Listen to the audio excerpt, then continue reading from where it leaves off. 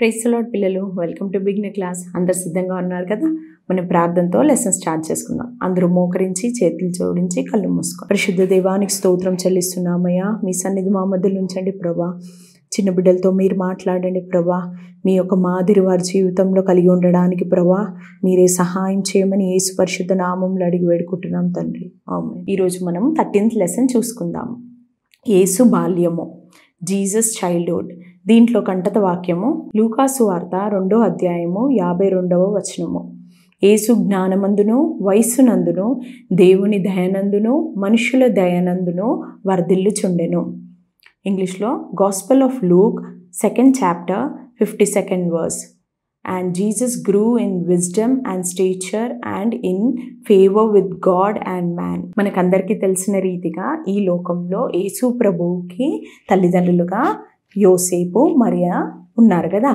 అయితే యేసు ప్రభువు ఈ లోకంలో బెత్లెహేమ్ అనే ప్రాంతంలో ఆయన జన్మించాడు. అదంతా మనకు తెలుసు కదా.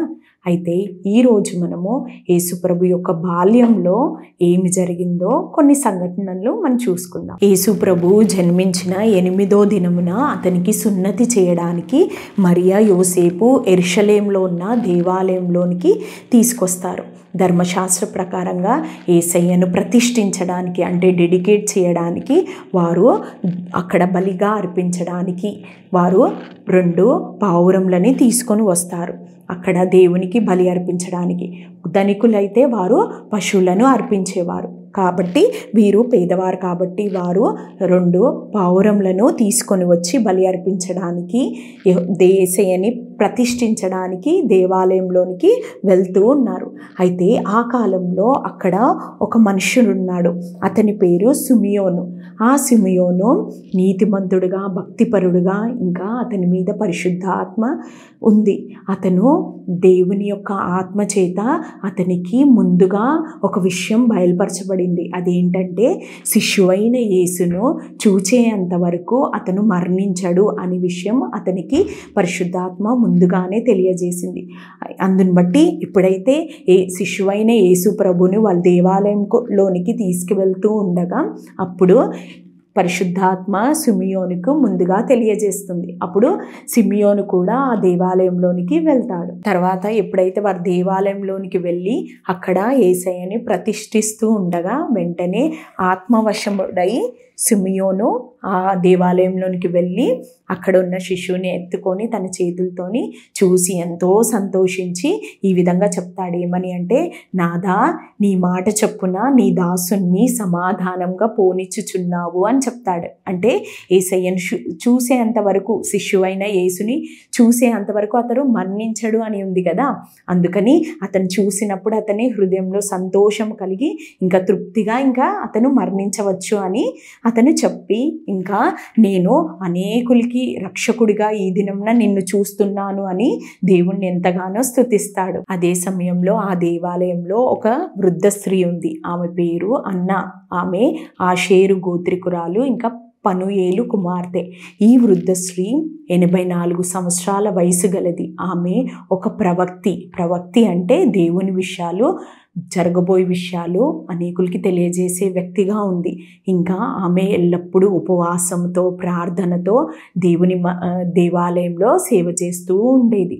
అయితే ఆమెకి ఎప్పుడైతే శిశువు అయిన యేసు అక్కడికి వచ్చాడని తెలిసిందో వెంటనే ఆమె కూడా అక్కడికి వెళ్ళి దేవుణ్ణి ఎంతగానో స్తుతించింది, దేవుణ్ణి కొనియాడింది. తర్వాత యెరూషలేములో ఉన్న అక్కడందరికీ దేవుని యొక్క కుమారుని గురించి తెలియజేసింది.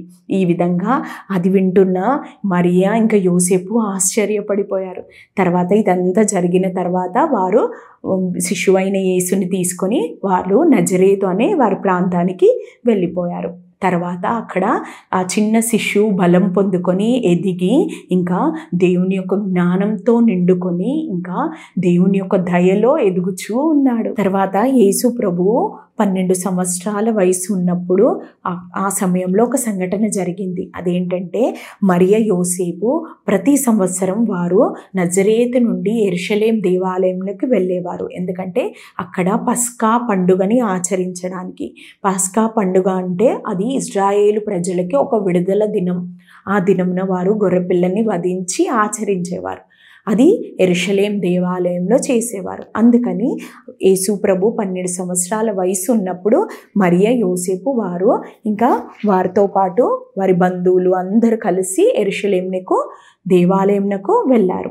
అక్కడ వెళ్ళి ఆ పస్కా పండుగని ఆచరించి తిరిగి వచ్చే సమయంలో యేసు ప్రభు ఆ దేవాలయంలోనే నిలిచిపోయాడు. కానీ ఆ విషయము మరియకి కానీ యోసేపుకు కానీ తెలియదు. అయితే వారు ఇంకా దేవాలయంలో యేసు ప్రభు ఉండిపోయాడు, అది వాళ్ళకి ఇంకా తెలియదు. కానీ మరియా ఇంకా యోసేపు వారు ఒక దిన ప్రయాణం వారు చేశారు. చేసిన తర్వాత వారు అనుకున్నారు వారి మధ్యలోనే సమూహము చాలామంది ఉన్నారు కదా, వారి మధ్యలో ఉండొచ్చేమో యేసు ప్రభు అని అనుకున్నారు. తర్వాత వారికి ఒక దినం అయిన తర్వాత వారికి తెలిసింది యేసు ప్రభు వారి మధ్యలో లేరు అని. బాలుడైన యేసయ్య వారికి కనబడనందున అక్కడ వెతకడం ప్రారంభించారు. ఇంకా తెలిసిన వారందరినీ అడుగుతూ వారు తిరిగి యెరూషలేంకి వచ్చేస్తారు. ఇంకా అట్లా వారు 3 దినాలు వారు ఆ విధంగానే యేసయ్యను వెతుకుతూ చివరికి 3వ దినమున వారికి దేవాలయంలో యేసయ్య అక్కడున్న బోధకుల మధ్యలో, అంటే జ్ఞానులైన బోధకుల మధ్యలో కూర్చొని వారి యొక్క మాటల్ని వింటూ ఇంకా వారికి ప్రశ్నలు అడుగుతూ అక్కడ ఉంటాడు. ఆ ప్రశ్నలకి, ఆయనకున్న జ్ఞానంకి అక్కడున్న వారందరూ ఆశ్చర్యపోతారు. ఆయన వయసు 12 సంవత్సరాలు కదా, ఆ సమయంలోనే అతనుకున్న జ్ఞానంను చూసి అక్కడున్న వారందరూ ఆశ్చర్యపోతారు. ఇంకా మరియా ఇంకా యోసేపు కూడా వారు అక్కడ ఆయన మాటల్ని విని ఆశ్చర్యపోతారు. ఆశ్చర్యపోయిన తర్వాత ఇంకా మరియా ఇంకా దుఃఖముతో యేసయ్య దగ్గరికి వస్తుంది. ఇంకా మరియా యేసు ప్రభుదేవుని ఈ మాట చెప్తుంది, ఎందుకు మమ్మల్ని ఇలా చేసితివి అని అడుగుతుంది. ఇంకా నీ గురించి మేము ఎంతో దుఃఖపడుచున్నాము, నీ తండ్రి కూడా ఎంతో దుఃఖపడుతున్నాడు అని చెప్తుంది. అప్పుడు వెంటనే యేసయ్య ఏం చెప్తాడంటే, నేను నా పరలోకపు తండ్రి యొక్క పనిలో ఉంటానని నీకు తెలియదా అని సమాధానం ఇస్తాడు. అంటే యేసు ప్రభు ఆయన దేవుని కుమారుడు కదా, దేవుని యొక్క పనిలో ఉన్నాడని ఆయన మరియతో చెప్తున్నాడు. అప్పుడు ఇంకా తర్వాత మాటలు అయిపోయిన తర్వాత ఇంకా వారి ఇంటికి వెళ్ళిపోతారు. వెళ్ళిపోయిన తర్వాత యేసు ప్రభు తను బాల్యం నుండి తల్లిదండ్రులు లోబడేవాడిగా, ఇంకా తను ఈ లోకంలో ఏ బాధ్యత కలిగి ఉండాలో అన్ని బాధ్యతలు చేస్తూ దేవుని యొక్క జ్ఞానం నందును, ఇంకా ఆయన వయస్సులో, ఇంకా దేవుని యొక్క దయలో, మనుషుల యొక్క దయలో వర్ధిల్లుతూ వచ్చాడు. అంటే ఎదుగుతూ వచ్చాడు. దేవుని యొక్క దయలో ఎదుగుతూ ఉన్నాడు, ఇంకా మనుషుల యొక్క దయను పొందుకుంటూ ఎదుగుతూ ఉన్నాడు. ఇంకా అందరినీ ప్రేమిస్తూ అందరి ఎడ్ల లోబడిన వాడిగా అతను జీవించాడు. ఇంతవరకు లెసన్ మీకు అర్థమైందని నమ్ముచున్నాను. ఇప్పుడు కొన్ని విషయాలు ఈ లెసన్ ద్వారా నేర్చుకుందాం. మొదటిది, యేసయ్య బాల్య జీవితంని మనం చూసాం కదా. ఆయన బాల్యం నుండి ఎదుగుతున్నప్పుడు జ్ఞానమందును, వయస్సునందును, దేవుని దయనందును, మనుషుల దయనందును వర్ధిల్లుచుండెను అని రాయబడి ఉంది.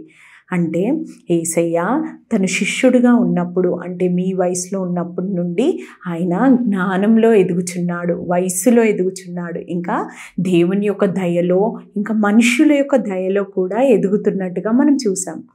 అదేవిధంగా చిన్న బిడ్డలైన మీరందరూ కూడా దేవుని వలె ఆయన చిన్న వయసులో ఏ విధంగా ఉన్నాడో అదే విధంగా మీరు కూడా అటువంటి ఆశ కలిగి మీలో ఉండాలి.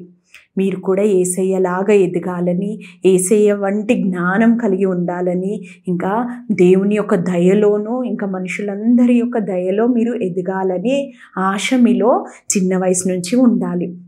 అప్పుడు మీరు అందరి ఎడల లోబడి ఉంటారు.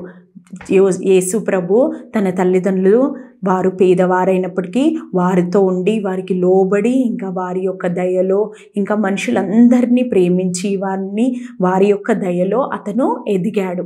అదేవిధంగా మీరు కూడా మనుషులందరి యొక్క మీ తల్లిదండ్రులకు విధేయులుగా ఉండాలి, ఇంకా అందరినీ ప్రేమించేవారుగా, మీ బంధువుల ఎడల తగ్గింపు కలిగి వారి ఎడల వారి యొక్క దయను పొందుకునే బిడ్డలుగా మీరు ఉండాలి. ఎప్పుడైతే మీరు మంచి క్రమశిక్షణ కలిగి జీవితం జీవిస్తారో అప్పుడు వారికి మీ మీద దయ పుడుతుంది. అంతకంటే ఎక్కువగా దేవుని యొక్క దయ మీ మీద ఎల్లప్పుడూ ఉండాలని ఆశ మీలో కలిగి ఉండాలి. దేవుని దయ మనతో ఉన్నప్పుడు మనము ఆయనకి ఇష్టమైన బిడ్డలుగా జీవిస్తాం. రెండో విషయం ఏంటంటే, మనము ఎల్లప్పుడూ మన జీవితంలో దేవునికి సంబంధించిన విషయాలకి ప్రాధాన్యత ఇవ్వాలి. తర్వాత మిగతావన్నీ మనం తర్వాత చేయవచ్చు. యేసయ్య తను చిన్న వయసు నుండి మొదటి స్థానం, ఇంకా దేనికి ప్రాముఖ్యత ఇచ్చాడు, ఆయన దేనికి ఇంపార్టెన్స్ ఇచ్చాడు, తండ్రి పనికి అంటే దేవునికి మొదటి స్థానం ఇచ్చాడు. తండ్రి యొక్క పనిలో ఎల్లప్పుడూ ఉన్నాడు కదా. అదేవిధంగా చిన్న బిడ్డలైన మీరు కూడా మీ జీవితంలో దేవుని యొక్క విషయాలకి మీరు ప్రాధాన్యత ఇవ్వాలి. దేవుని విషయాలు మొదటగా చేయాలి. అంటే ప్రార్థన, దేవుని యొక్క వాక్యం చదవడము, ఇంకా చర్చికి వెళ్ళే సమయంలో చర్చికి వెళ్ళడము, ఈ విధంగా ఇంకా దేవుని సంబంధించిన విషయాలకి దేవునికి మనము మన జీవితంలో మొదటి స్థానం ఇవ్వాలి. అప్పుడు మన జీవితంలో తర్వాత ఏమి జరగాల్సిందో అది క్రమంగా జరుగుతుంది. ఒకవేళ మనము వేరే విషయాలకి వేరే పనులలో మునిగిపోయినప్పుడు అప్పుడు ఏమవుతుందంటే దేవునికి దూరం అవుతాము.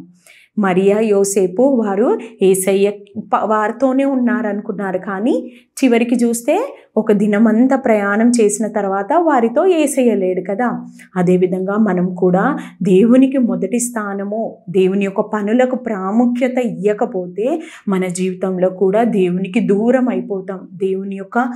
దేవుని యొక్క సన్నిధికి దూరం అయిపోతాం. మనం ఇంకా లోకానికి దగ్గర అవుతాము. అందుకే చిన్న బిడ్డలైన మీరు దేవునికి దగ్గరగా ఉండాలని, దేవుని యొక్క పనిలో మనం మొదటి స్థానము అంటే ప్రాముఖ్యత, గాడ్స్ థింగ్స్కి ప్రాముఖ్యత, ఇంపార్టెన్స్ ఇవ్వాలని దేవుడు ఆశిస్తున్నాడు. మీకు అర్థం కావడానికి చూపిస్తున్నాను. ఇక్కడ ఈ యొక్క జార్ అనేది మనం దినములో దేనికి ప్రాధాన్యత ఇస్తే ఏమవుతుందో తెలుసుకోవడానికి నేను చూపిస్తున్నాను.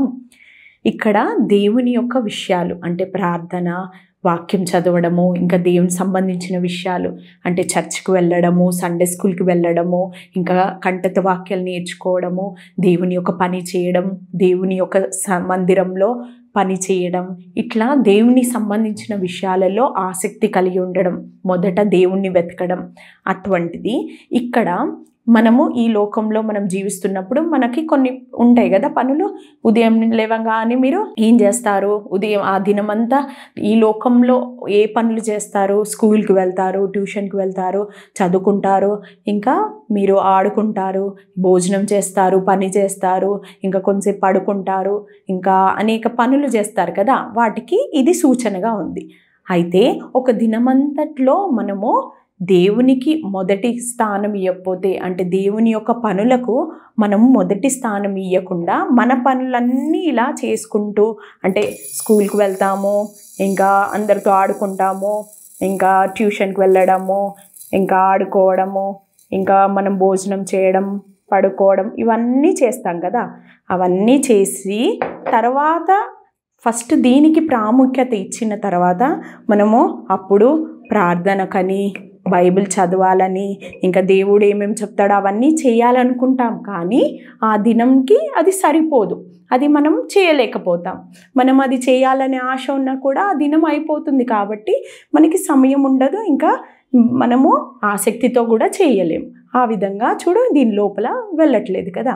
కానీ ఎప్పుడైతే మనం ప్రార్థనకి మొదటిగా ప్రాముఖ్యత ఇచ్చినట్లయితే, ఇంకా వాక్యము చదివే వారిగా ఉన్నట్లయితే, ప్రాముఖ్యంగా అది ఖచ్చితంగా నేను చేయాలి, వాక్యం చదవాలి, లేవగానే ప్రార్థన చేయాలి, వాక్యం చదవాలి అనే ఒక ప్రాముఖ్యత, ఇంపార్టెన్స్ మీరు దేవుని విషయాలకి ఇచ్చినప్పుడు, ఇంకా దేవునికి సంబంధించిన అన్ని విషయాలకి ప్రాముఖ్యత ఇచ్చినప్పుడు, అంటే సండే స్కూల్ విషయాల్లో చర్చికి తొందరగా వెళ్ళడము, దేవుని యొక్క పనిలో ఆసక్తితో పాల్పొందేవారిగా, అంటే దేవునికి మొదటి స్థానం ఇచ్చేవారిగా, దేవుని విషయాలకి మొదటి స్థానం ఇచ్చేవారిగా ఉన్నప్పుడు, అప్పుడు మీరు ఈ లోకంలో అన్ని పనులు ఉంటాయి కదా మనం రోజు చేయాల్సింది, అవన్నీ చేసినప్పటికీ అదంతా దీంట్లో ఈ విధంగా దీంట్లో సరిపోతుంది.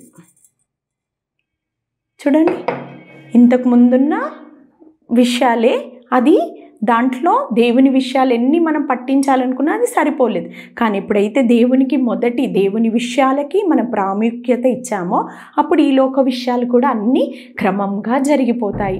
అప్పుడు దేవుడు కూడా సంతోషిస్తాడు. మనని బట్టి దేవుడు అన్ని విషయంలో కూడా మనకి సహాయం చేస్తాడు.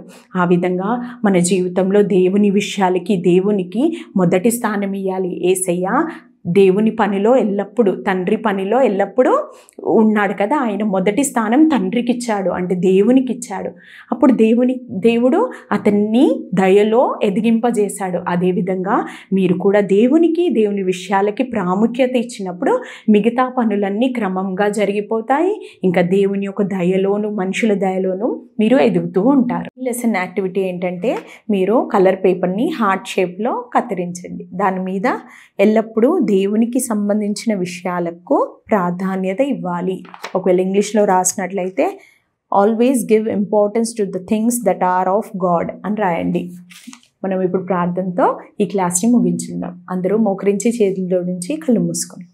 పరిశుద్ధ దేవానికి స్తోత్రం చెల్లిస్తున్నామయ్యా. ఇంతవరకు మీ సన్నిధి మాకు తోడుగా ఉంచినావు ప్రభువా, నీకు స్తోత్రమయ్యా. చిన్న బిడ్డల హృదయంలో ప్రభువా నీకు మొదటి స్థానం ఇవ్వడానికి ప్రభువా, నీ విషయాలకు ప్రాధాన్యత ఇవ్వడానికి ప్రభువా, ఎల్లప్పుడు నువ్వు తండ్రి చిత్తము చేస్తూ తండ్రి పనిలో నిమగ్నమై ఉన్నట్లుగా ప్రభువా, చిన్న వయసు నుంచి నీ యొక్క ప్రాధాన్యత వారు గుర్తించడానికి ప్రభువా, ఇంకా ముఖ్యంగా మీ దయలోను, మనుషుల దయలోను చిన్న బిడ్డలందరూ ఎదగడానికి మీరు సహాయం చేయమని యేసు పరిశుద్ధ నామములో అడిగి వేడుకుంటున్నాం తండ్రి. ఆమేన్.